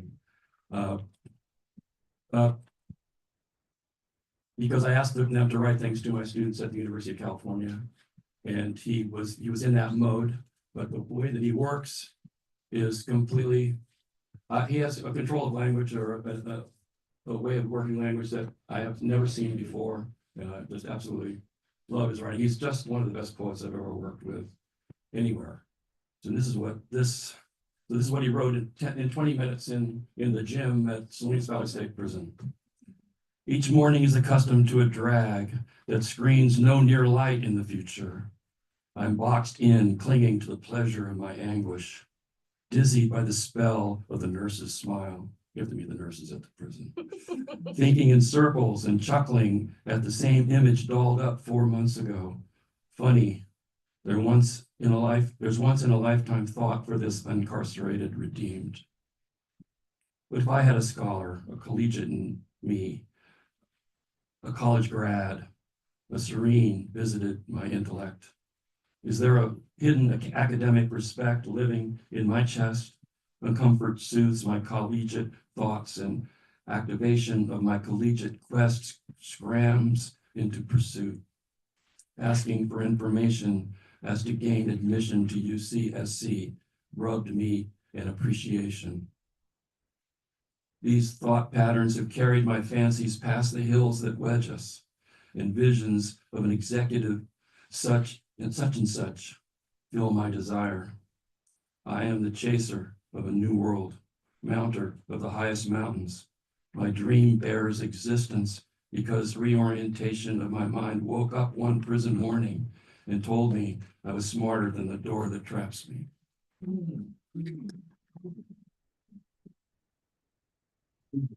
The other two poems that are in here, don't miss them. They're extraordinary. And I'm going to read the Cesar Chavez poem. Yeah, that's the last two verses of it. I knew Cesar Chavez and Dolores. I worked with them downtown San Jose when I was 16 years old, and they sent me to the community services organization. If anybody know who Fred Ross is, you know who those people are that just created organizing at the time, and they organized Cesar Chavez and Dolores. And I got a chance to work with them and to be with them in those days, which was really extraordinary. And so when he passed away, and he wasn't a saint, he's a human being, and that's what I really felt, the human beingness of who he was. Some people didn't like his union politics. I was a union organizer for 25 years, so I tend to be in that camp. But anyway, the point is, he said to me once, you got to be humble enough to know you don't know everything. In a church in Stockton as we were walking on the Great March to Sacramento. And that humility, I think, is really hard to get and to have. Cesar Chavez. So, and how does this mean that there is an end or that anything is different? We still have a promise to keep. We still have work to do, our Father, who art finally away from disaster. Out of the grip of that hand that wants to shape everything, to twist everything, that hand that crushes the flowers into lingering fragrance and that thinks to make men into mud again. And I would like to tell you that the children will live. I would like to tell you that the children will be happy and in love with life again and in love with themselves. It is the last promise I will make. They will live on my blood. And no hand will cover their mouths again, and the air will be clean, and their eyes will be open, and their mouths will be unstuck, and the ears unstopped. I think I can make this promise. What life would be worth living unless we can make this promise? You can sleep now, you can dream now, but dreaming, you still have work to do. Will you dream us? And we will leave the door open on those hot evenings in the valley. And while we sleep, you can always walk in again.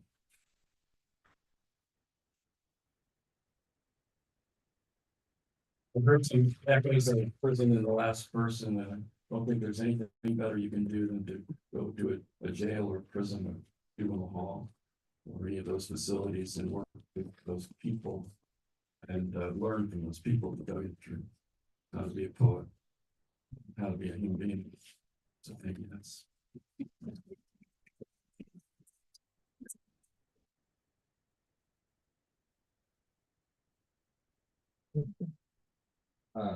Hi, I'm Sarah Barnes, and I will be introducing David Allen Sullivan, former poet laureate of Santa Cruz County.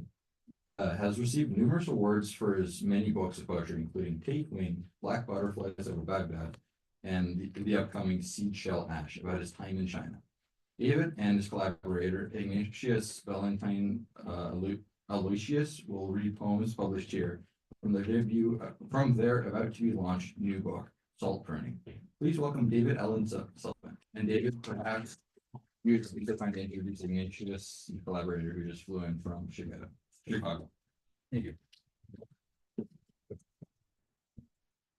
Thanks for the intro.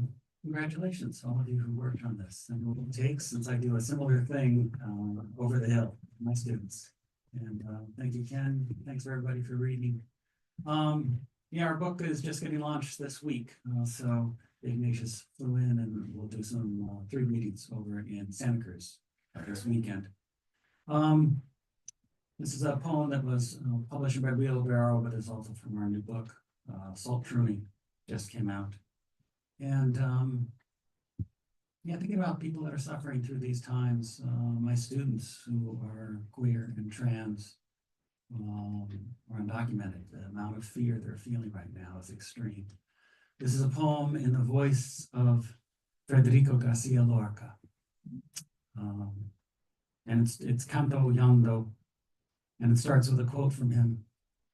I could just as well be a poet of sewing needles or hydraulic landscapes. Olive trees slick sidewalks of Alfacar with their leavings. Dark stains pavement flattened under nationalist boot heels. Bits are scraped free and swept into leaf gutters with the fragments of my fragmented skull that bears witness to the punctuation marks of 2 bullets that began a quotation, never closed. From this rooftop, I can see Juan Ramirez's house. Maria's out front beating the hell out of a rug, and dust rises up like the heavy hand of goodbye. Eat nuts and dance for me, Juan Ramirez. I'm not going to die on this or any day. It's only my body they sent on its way. Olive trees under a book stack, briny.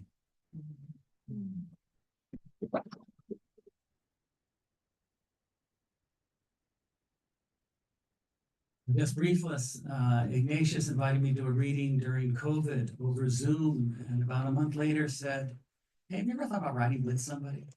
I said, not yet. And over the last 2 years, we've been trading poems back and forth that became this collection. And it's been an honor to know Ignatius, and as the poems progress in the book, the friendship deepens, and we ask more and more questions of each other. Ignatius grew up in Mumbai, and I wanted to talk more and more about that and his experiences. So that's part of the journey of the book, and I'm so glad that my friend was willing to come all this way. Ignatius.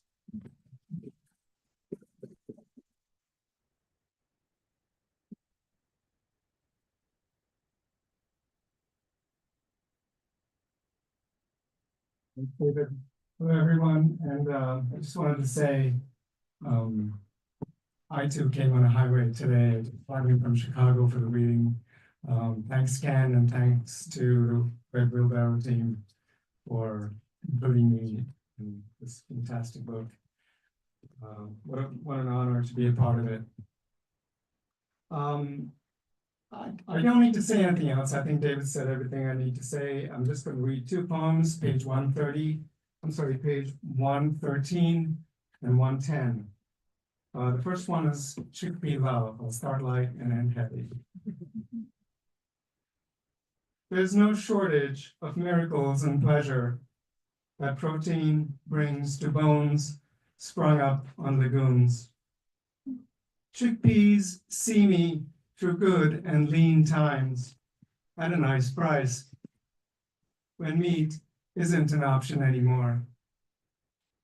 On the streets in Mumbai, I recall vendors, their spoke-wheeled carts delighting the eyes with high pyramid-shaped stacks of cooked chickpeas, white and dark.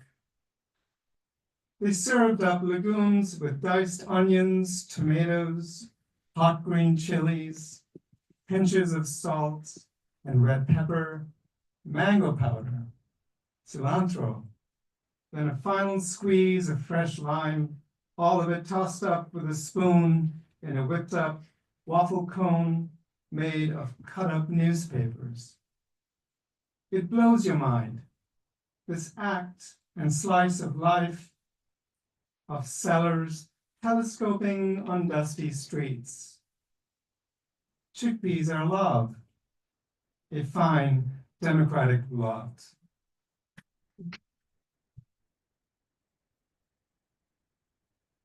And I'll finish with this brief one. This is called Souls on page 113. For the victims of the mass shootings of Highland Park, Illinois on July 4th, 2022. Incidentally, David and I will be doing a reading in Highland Park in January because David's going to fly out for a mini tour out there as well. Souls. Only when we lift up gracefully from the ground do we see those we've left behind. Our lives are not myths or forgotten boundaries of talents. The light will help you keep false promises that will beat in your hearts beyond ruling fists of iron. So live for our sakes, without prejudice or preconception.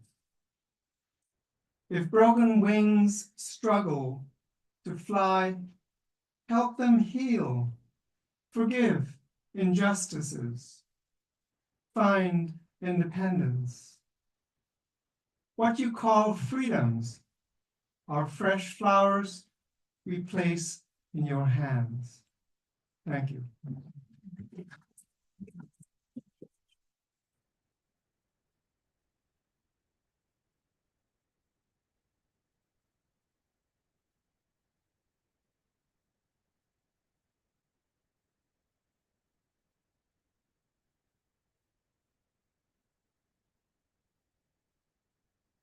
Thank you, David and Ignatius. Hi, I'm Addonizio. Joy Murphy is a member of the Hive Poetry Collective in Santa Cruz County, where she MCs local poetry events and hosts local programs on KSQD. She is also a licensed psychotherapist, so maybe it's not surprising that her poetry has such incredible, caring, and emotional intelligence. And she's hiked more than once through the high passes of the Himalayas. No kidding. Please welcome Julie Murphy.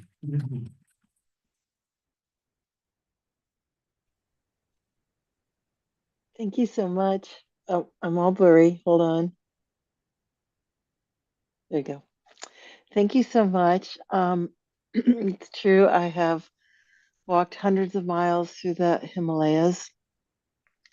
And the poem that I'm going to share with you, I wrote earlier this year in reflection of those trips. And the photograph behind me is the Crystal Mountain in the Upper Dolpo in Nepal, which is a sister mountain to Mount Kailash in Tibet, which I did do the Kora around. So we walked the 32 miles around. And just one little note before I read this poem. If you haven't grown up with the metric system and you're not a scientist, 5,000 meters is greater than 16,000 feet. And the passes that we crossed on this trip were closer to 18,000 feet, which we found out after we had crossed them. So this poem is entitled, After You Walk Across the Trans-Himalaya Twice, What's Next? What can follow living like a nomad at the top of the world? so high, so quiet, but for wind and river, but for the crow's constant clamor and the donkey's nicker as he waits for his feed bag. You try to remember who you were, but can't. You are so far from that person after crossing 5,000-meter passes, after you give everything to the mountain, kneeling in hot dirt and giving praise. Every thought scoured clean. What could be next after you prostrate in Milarepa's cave? You find joy for the loves you can only lose. Thank you to the friend who won't speak to you. Thank you for the troubles that keep us tethered to the world. Step after step, hours climbing, hours descending, or the rare days of smaller hills, up and up again and down again. Thank you so much, everyone.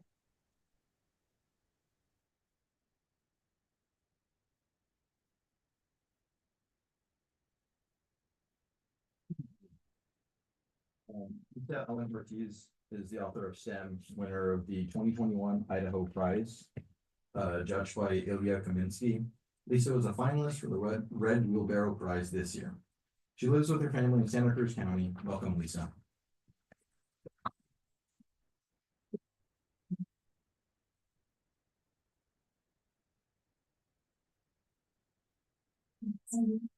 Love it here.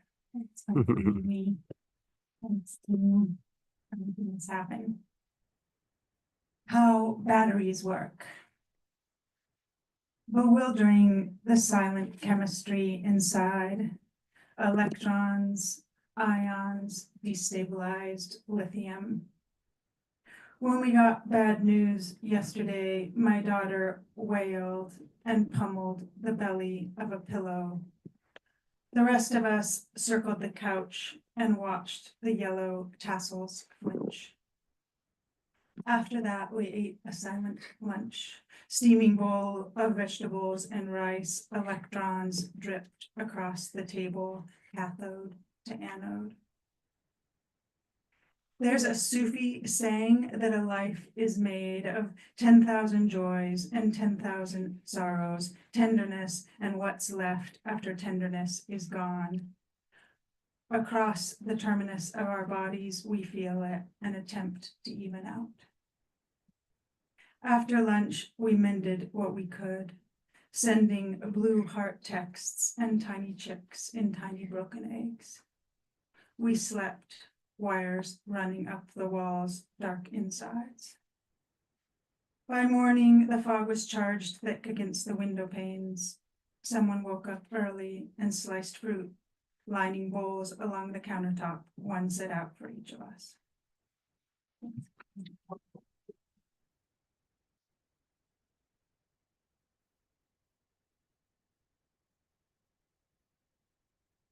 Oh, thank you, Lisa. I'm Michelle Yu. Tom, a crossword model as many things. A day washer, a dishwasher, a day laborer, a wheel, a lancer, a pin shipper, a technical editor, a contract negotiator, and many more. Tom is also a five-parent. His new book, coming out any day now, is titled Tribute of Pilgrimage. Thank you so much for waiting for us. Tom, speak welcome, Tom McCart.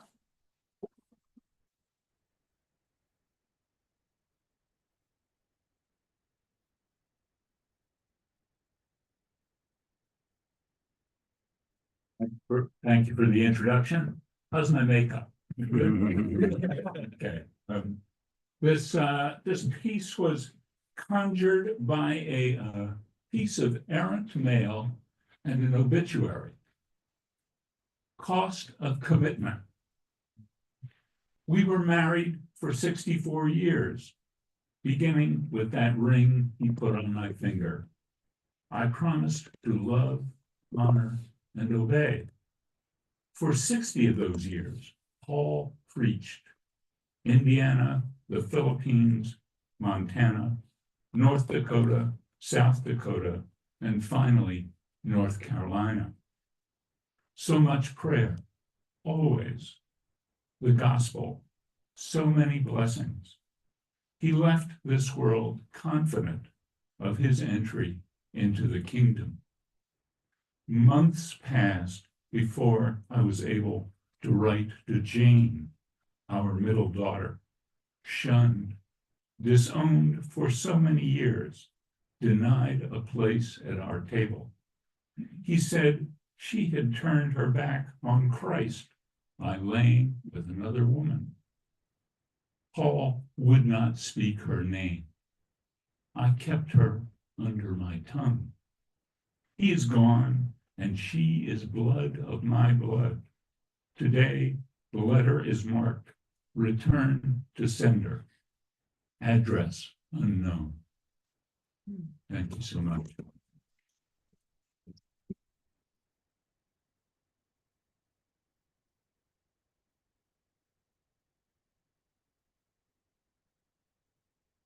Thank you, Tom. I'm Dennis Jabolski. Alfonso Sito Sasieta is a Peruvian-American poet and dancer. He trains and performs with the internationally acclaimed Cuban dance company, EC Casaneros. His poems have been published in American media, Old Mountain Review, The Christian Century, and elsewhere. A warm welcome to Alfonso Sito Sasieta.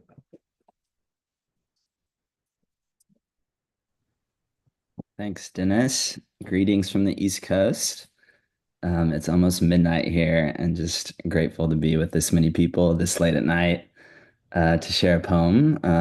It's on page 128 if you want to look at it. It is a sonnet, and so it's aesthetically, it's kind of, I enjoy looking at this particular poem because it's very tightly wound. Part of the reason that this poem became a sonnet is because I was writing about a particular bridge in a song, in a Cuban song. And in sonnets, oftentimes it's just one big stanza, or you have like stanzas of 4, 4, 4, and 2, or they can be structured in different ways. But I wanted to structure it in such a way that it reflected the music that I was writing into. And in a lot of Cuban music, there's an introductory part. And then there's a montuno, which is like a more aggressive, more dynamic part where there's solos and there's a lot going on. This is familiar to people if they dance salsa or if they dance to timba, this kind of Caribbean music and Cuban music. But for this sonnet, for this poem that I've entitled Cuban Sonnet, there's a little couplet right in the middle because I'm really writing about the bridge in this song, the puente, which means bridge in Spanish. Cuban Sonnet. I smiled when I first heard Jaila mon pie, wait a half clave, to sigh and ease onto the downbeat.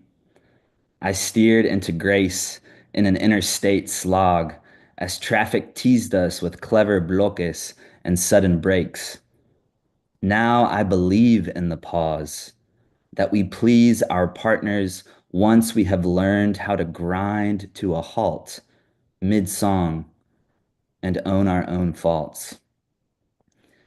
Each piano bridge makes one promise. Soon we will accelerate. Soon we will merge onto the freeway they call Montuno. For now, a dancer is just on the verge of speed. This Huahuanco puente is smooth cement, though its curved ramps end with a surge. Thank you. Whenever we think they don't have any more people online, not just in person because we lose screen. Thank you, Sito. Up next, we have Andrew Faig. He's a widely published poet, a teacher of writing, literature, ecology, and poetry. Andrew is a devoted father, an ocean lover, and a surfer too. He also loves writing surfing poems. Everyone, please welcome Andrew.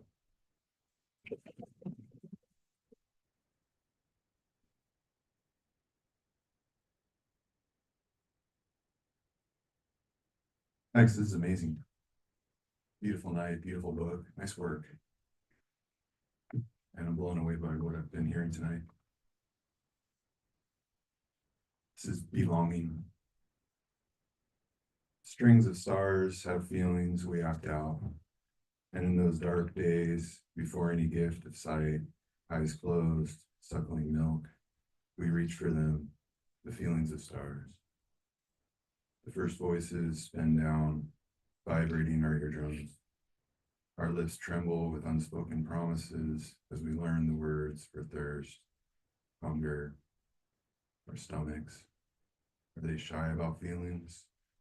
We all come from neuropathic wounds, also fireplaces, veined leaves, black cherries, tide pools. Can't they feel and be felt? Think of Eliot's tubers in the deadened ground. The snow melt and the rains must have felt like the grooves of an old record, wiped clean. The crows feel lucky as they stab at baby potatoes, the north wind in their feathers. The earth they've disturbed is the cry of the newborn.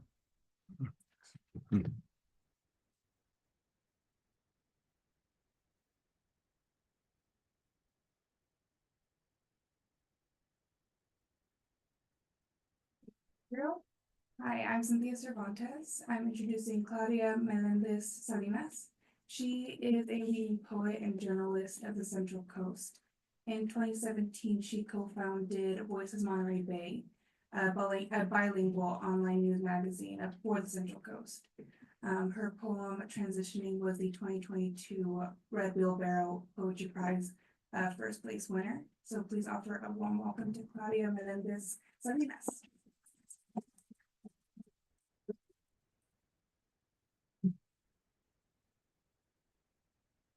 Thanks, everyone. Thank you so much for being here, for inviting me. I'm very honored to be part of this beautiful magazine. Thanks, Ken. Thanks to your students and everyone here. And I have 3 short poems. They're baby poems, so I'll read them all. They're under 3 minutes, I promise. Nucleation. This is on page 20. I don't have long stories for my poems, but they're very heartfelt. The turtle carries in its back home, security, sorrow. It moves slowly, gravity pulling its weight to the center of the earth, reminding it of its nature. You can't escape your shell, little turtle. On the horizon, the turtle sees a shining promise, flowing, moving, whispering.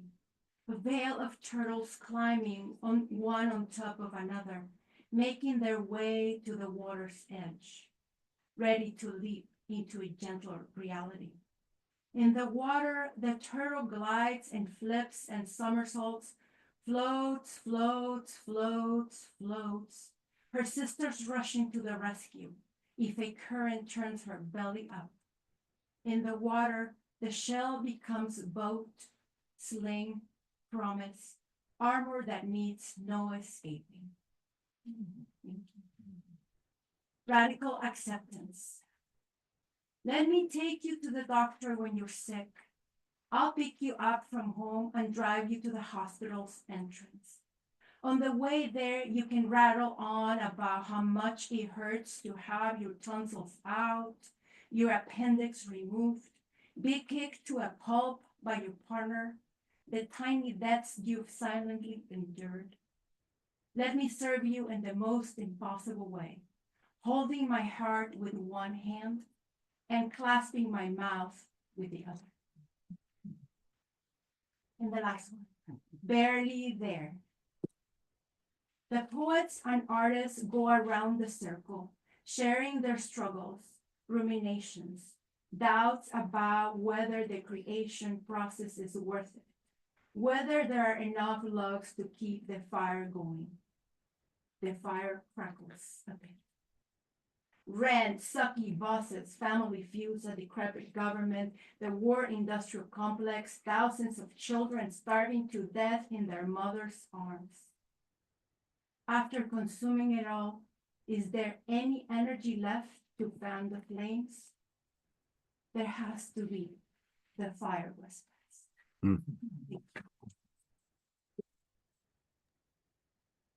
Thank you, Claudia. Last but not, oh darn, is my audio working? Okay, thank you, Claudia. Last but no way least, Kathryn Hopping lives in Alameda and is a retired ESL teacher, substitute teacher, alcohol and drug counselor, and online editor. She writes short fiction and poetry. A warm welcome to Kathryn Hopping.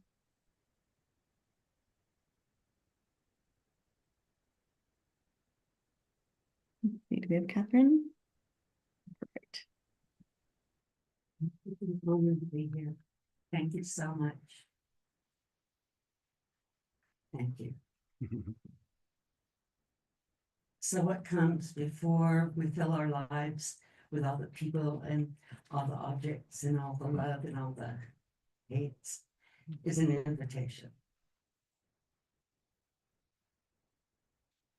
A circle of constant longitude passing.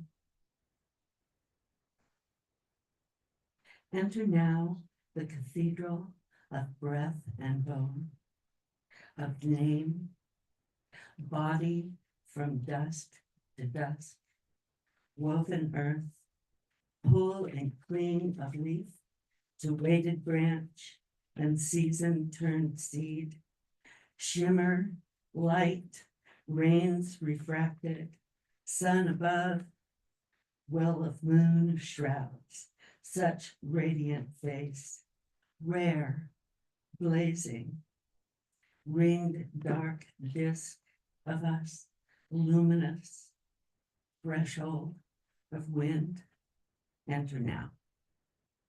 Thank you.